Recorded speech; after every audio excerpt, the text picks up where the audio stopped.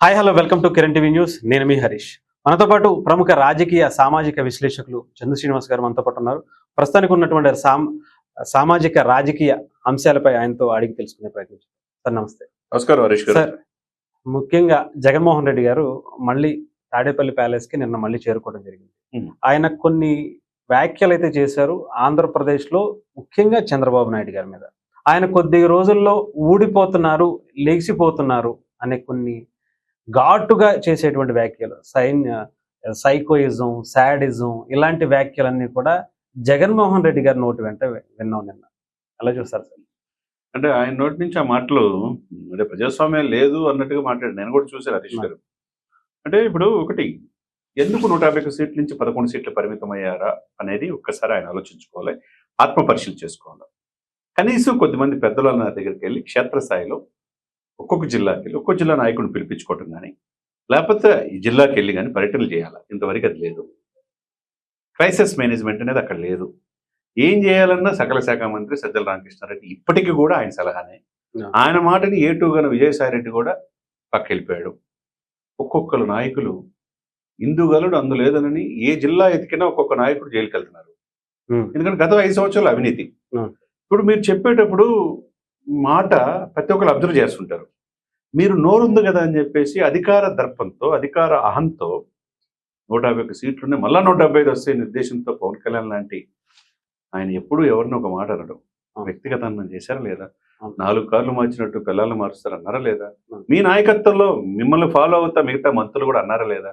ఎవరైనా మీరు తప్పితే, మీరు ముఖ్యమంత్రి, మీ నాన్నగారు లెగసీ కాబట్టి మీరు గెలిచారు, మీతో పాటు 10 మందిని గెలిపించుకున్నారు. మిగతా ఈ బండబూతులు తిట్టిన వాళ్ళని, వ్యక్తిగత అన్నం చేసిన వాళ్ళని ఎవరైనా ఒక్కళ్ళైనా గెలిచారా చెప్పండి. నిజంగానే ఒక్కళ్ళు కూడా రాలేదు బయట. లేదు కదా. ఒకటి. 2, జగన్ నేను అదపోతారని తొక్కపోతే నా పేరు పవన్ కళ్యాణ్ కాదు, నా పార్టీ జనసేన కాదు అని చెప్పి చేసింది ఎవరు? పవన్ కళ్యాణ్. మరి ఆయన సక్సెస్సా, ఈయన సక్సెస్సా? ఒక చార్జ్. 2, ఉభయ గోదావరి జిల్లాకి 0కే పరిమితం చేస్తా అన్నాడు. వచ్చిన పేరు అందరూ కూడా 0కి పరిమితం చేశాడా లేదా? 3, మీరు చేసిన అవినీతిని బయట ప్రపంచానికి తెలియజేసి మిమ్మల్ని సీఎం కాకుండా చేస్తాను అన్నాడు. చేశాడు. చేసి చేయటమే కాకుండా మిమ్మల్ని మార్చాడు. మీ ప్లేస్లో ఇంకొక వ్యక్తిని సీఎం చేసి కూర్చోబెట్టాడు, అనుభవం వ్యక్తి. కాబట్టి దీన్ని బట్టి ఎవరు నెగ్గినట్టు దీంట్లో?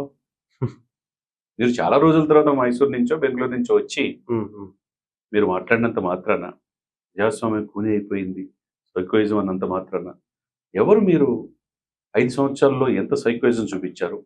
ఎంతమంది అనంతబాబు లాంటి వాళ్ళు ఎమ్మెల్సీలు డోర్ డెలివరీ దళితులు చేశారు? తన సిస్టర్ని వేధించొద్దని చెప్తే 14 సంవత్సరాల కుర్రోడిని బాలకృష్ణ బాపట్లో సజీవ దహనం గడ్డి మామూలు పెట్టారు. మాస్కులు అడిగినందుకు విశాఖపట్నం సుధాకర్ని ఏమయ్యాడు, పిచ్చోడి చేశారు. నగ్నంగా ఎంపీలు పార్లమెంట్లో, గౌరవమైన పార్లమెంట్లో మీ మాధవ్ అనే పోలీస్ ఆఫీసరు మీ నగ్న వీడియోలు ప్రపంచాన్ని చూపించారు. అటువంటి వాడి మీద చర్యలు. గంట అరగంట అనే రాంబాబు లాంటి వాళ్ళు, లేకపోతే ఇంకొక ఆయన ఉన్నాడు కదండి విశాఖపట్నం, ఆయన కూడా పార్టీ కూడా వదిలేశారు. ఇటువంటి వాళ్ళ మీద చర్యలు ఉండవు. బండబూతులు తిట్టిన వాళ్ళు, వీడియోస్ క్లిప్పింగ్స్ వచ్చిన వాళ్ళు, తన ఇంట్లో పనిచేసే ఆడపిల్లల్ని లైంగిక వేధించే వాళ్ళు, వీళ్ళంతా ఎవరున్నారు? ఒక్కల మీద ఒక చర్య తీసుకున్నారా? మరి దీన్ని ఎక్కడ ప్రజాస్వామ్యం ఎక్కడున్నట్టు? గత 5 సంవత్సరాలు మీరు ఉందా? ఇప్పుడు లేదు అనడానికి 1 ఇయర్లోనే అంతా అయిపోయింది. ఇంకా కళ్ళు మూసుకో తెలిస్తే ప్రభుత్వం వస్తుంది అనుకుంటున్నారు. మొట్టమొదటి ఓడిపోయిన 2వ రోజు ఈవీఎంలు ట్యాంపరింగ్ అన్నారు. ఇప్పుడేమో ప్రజాస్వామ్యం కూని అయిపోతుంది అంటున్నారు. ఎక్కడ కూని అవుతుంది సార్? ఎక్కడ స్కాములు? కసిరెడ్డి కానీ ఎక్సైజ్ స్కామ్ అంతా ఎవరున్నారు? ల్యాండ్ స్కామ్లు ఎవరున్నారు? మైనింగ్ స్కామ్లు ఎవరున్నారు? ఎటు చూసినా కానీ వీళ్ళే కదా. లిక్కర్ స్కామ్లు అన్ని కూడా ఎక్కడున్నారు? మరి ఈ మీరు చెప్పేటప్పుడు కొద్దిగా ఈ కూడా ఈ కేసులన్నింటిలో కూడా నా నాయకులు ఉన్నారు, నా వైసీపీ కార్యకర్తలు ఉన్నారు, నా వైసీపీ నాయకులు ఉన్నారని ఆలోచిస్తే బాగుండేది. ఆయన గురించి ఆయన చెప్పేసుకుంటున్నారేమో. అదే ఆలోచించుకుంటే బాగుండేది. కానీ ప్రజాస్వామ్యంలో ప్రజలు చాలా తెలియగలరు సార్. మీరు ఎంతైనా 175 వస్తేని ప్రమాణ స్వీకారోత్సవానికి ఏర్పాట్లు చేసుకొని హోటల్ బుక్ చేసుకున్నంత మాత్రాన 5 తీసేశారు ప్రజలు. ఏముంచారు? 11 ఉంచారు. ఎవరిని కూర్చోబెట్టాలో ప్రజలకు తెలుసు. 124 సీట్లతో కూటమి కూర్చుంది. కూర్చోటమే కాకుండా పవన్ కళ్యాణ్ గారి సలహాతో ఈరోజు దేశంలో ప్రధానమంత్రి మోదీ గారు కూడా మూడోసారి అవడానికి కారణమైన వ్యక్తి పవన్ కళ్యాణ్. మరి ఎవరిని విమర్శిస్తారు మీరు చెప్పండి? మరి ఆయన ఆ వయసులో 75 సంవత్సరాల వయసులో ఆయన్ని హజ్మండ్రి సెంట్రల్ జైల్లో దాదాపు 50 రోజులు జైలు జీవితం పెట్టి చేశారు కదా? చేశారా లేదా? మరి ఇక్కడ ప్రజాస్వామ్యం గురించి ఎవరు చెప్పాలి ఇక్కడ? ప్రజలు వీళ్ళు కనుక పరిపాలన బాగోకపోతే 1 ఇయర్ అయింది, సెకండ్ ఇయరే 3 వాగ్దానాలు ఇంకా చేయలా. ఏది బస్సులు ఉచిత బస్సు ప్రయాణము, రైతులది ఏదో 2-3 చేయని ఉన్నాయి కూడా. ఆగస్ట్ 15 నుంచి చేస్తామంటున్నారు. చూడాలి కదా, కనీసం ఏ ప్రభుత్వం అయినా కొత్త ప్రభుత్వం వచ్చినప్పుడు 2 సంవత్సరాలు చూడాలి సార్. ఇది పవన్ కళ్యాణ్ గారు చెప్పారు. నేను జగన్ విమర్శించను, 2 ఇయర్స్ తర్వాత అన్నట్టు కరెక్ట్గా 2.5 ఇయర్స్ తర్వాత ఆయన అంటారు. 2.5 ఇయర్స్ విగ్రస్ గా ప్రజా క్షేత్రంలో పోరాడాడు కాబట్టి ఈ రోజు ప్రజలు డిప్యూటీ సీఎం చేశారు. అది నాయకత్వ లక్షణాలు అంటే సార్. మనం వాస్తవాలు మాట్లాడుకోవాలి కానీ నువ్వు ఎంత అమాయకంగా మాట్లాడినంత మాత్రాన ఇక్కడ ఇంకొక 3 సంవత్సరాలు 3.5 సంవత్సరాలు వెయిట్ చేయాల్సిందేగా. లేకపోతే కళ్ళు మూడేళ్లే అంటున్నారు సార్. దానికి ఏమన్నా ఆయనకి వెనకాల ఏమన్నా ప్లాన్ ఉందా అంటే? ఆయన ఆశ ఉండటం తప్పలేదు. మరి అదే సమయంలో పవన్ కళ్యాణ్ గారు కూడా 15 సంవత్సరాలు మేము ఉంటా ఉంటున్నాడు. రఫా కొడుకు కోసుకుంటా పోతే కుతుకులు కోస్తా ఉంటే ఇక్కడ చూస్తానికి ఎవరు ఖాళీ లేరు బాబు, మా రక్తం మరిగింది, మమ్మల్ని అనేక రకాలు నిర్బంధించి వేధించావు, ఇక చాలు. పవన్ కళ్యాణ్ నేను ఉండగా నువ్వు రావు అన్నాడు. నేను నిజంగా చెప్తున్నాను సార్, హరీష్ గారు, కిరణ్ టీవీ సాక్షిగా, పవన్ కళ్యాణ్ గారు రాజకీయాల్లో ఉన్నంత వరకు ఈ మాట గుర్తుపెట్టుకోండి, ఆంధ్రప్రదేశ్ రాజకీయాల్లో పవన్ కళ్యాణ్ గారు ఉన్నంత వరకు జగన్మోహన్ రెడ్డి గారు మళ్ళీ సీఎం అవడం కష్టం. రాసుకోండి. పరిస్థితి లేదంటారు. లేదు.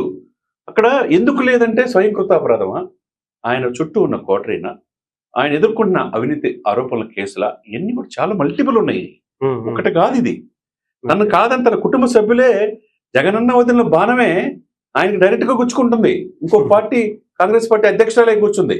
అసలు టీడీపీ వాస్తవంగా చూసుకుంటే చంద్రబాబు నాయుడు పవన్ కళ్యాణ్ గారి కంటే ఎక్కువ ఆరోపిస్తుంది ఎవరు? షర్మిల కాదా? ఆమెకి సమాధానం చెప్పండి. ఆమె ఆస్తి కూడా తీసుకున్నారని చెప్తారు. బిడ్డలు కూడా ఆస్తి లేకుండా చేశాడంటారు. ఆమె కదా ఈయన అధికారులు రావడానికి కారణం. వాళ్ళ అమ్మ సిస్టర్ పాత్ర లేదా అండి? వాళ్ళు కూడా ఆపరేషన్ చేసి ఫిజియోథెరపీ చేయించుకొని పాపం ఒక మహిళగా తిరిగిన మాట వాస్తవం కాదా? మరి తల్లికి గౌరవ అధ్యక్షులు ఉన్న ఆమెనే గౌరవంగా పిలిచి అధ్యక్షుల పదవి కూడా నువ్వే తీసుకున్నావు కదా. మరి మీ బావగారికి న్యాయం చేయలేదు, పిల్లలకి న్యాయం చేయలేదు, మీ మేనకోళ్ళు ఎవరికి న్యాయం చేసినట్టు ఇక్కడ? మరి ఇక రాష్ట్రానికి ఏం న్యాయం చేస్తారు చెప్పండి సార్. జగన్మోహన్ రెడ్డి గారు ఎంత పేద పలుకులు పలికినా ఇప్పుడు ఆంధ్రప్రదేశ్లో నమ్మే పరిస్థితి లేదు. ఇప్పుడు 5 సంవత్సరాలు ఇలా అవకాశం ఇచ్చారు. 2027 కల్లా పోలవరం పూర్తి చేస్తా ఉంటున్నారు. చూడాలి కదా. మరి 22 మంది ఎంపీలు ఇస్తే మెడల్ వంచి స్పెషల్ స్టేటస్ తెస్తాను. అసలు స్పెషల్ స్టేటస్ ఏది?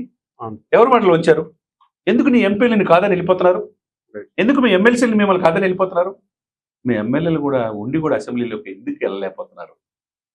చూసుకోవాల్సింది పోయి ఆయన మీడియాలో సానుభూతి పరంగా వ్యాఖ్యలు మళ్ళీ వచ్చేది మేమే అంటున్నారు. ఎక్కడ సార్?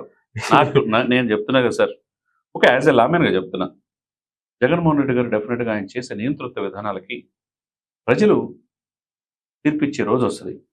సంక్షేమ మారిన అభివృద్ధి మర్చిపోయాడు. బటన్ నొక్కితే మళ్ళా వేస్తారని ఆయన అనుకుంటున్నాడు, కానీ బ్యాలెట్ లో పడలేదు, పడదు అని కూడా చెప్పాను నేను. అనవసరంగా పవన్ కళ్యాణ్ గారు తిడుతున్నారు. పవన్ కళ్యాణ్ రేపు ఓడిచ్చేదని కూడా చెప్పాను. దేశ రాజకీయాల్లో పవన్ కళ్యాణ్ శాసించబోతున్నారని కూడా మీకు కిరణ్ టీవీలో సో మెనీ ఛానల్స్ లో నేను చెప్పాను. నేను ఈ రోజు కూడా చెప్తున్నా, మీరు మార్చుకుంటే మీ తీరు. ఇంకా వయసు ఉంది పవన్ కళ్యాణ్ గారి కంటే ఒక 1 ఇయర్ తక్కువే. ఆయనకి 51, ఈయనకి 50 ఉన్నాయి. చేసిన తప్పు సరిదిద్దుకొని, తప్పు ఎక్కడ జరిగిందని క్షేత్రస్థాయిలో వెళితే మీకు ఇప్పుడు 39.5% ఓటు బ్యాంక్ ఉంది కదా, వాళ్ళు కూడా కొద్ది క్రమేపీ జారి వెళ్ళిపోతున్నారు. ఇంకా దళితుడు ఒక వ్యక్తి మొన్న ఈ మధ్య ఆయన కారు కింద పడి చనిపోయాడు. వైసీపీ కార్యకర్త తీసి పక్కన పడేసి. ఏంటి ఏం జరుగుతుంది ఇక్కడ? ఇక్కడ ప్రజాస్వామ్యంలో చంద్రబాబు నాయుడు గారికి 4.5 దశాబ్దాల సుదీర్ఘ అనుభవం, పవన్ కళ్యాణ్ గారికి పోరాట పటిమ, వీళ్ళిద్దరికి మోదీ గారి ఆశీస్సులు. వీళ్ళు ఉన్నంత వరకు ఆంధ్రప్రదేశ్లో అధికారం మారే అవకాశం ఏమి అసలు కనపట్ల గారు చూపు మేరలో. రైట్, మీరు రాసుకోండి. Okay sir. Right sir, thank you sir, thank you so much.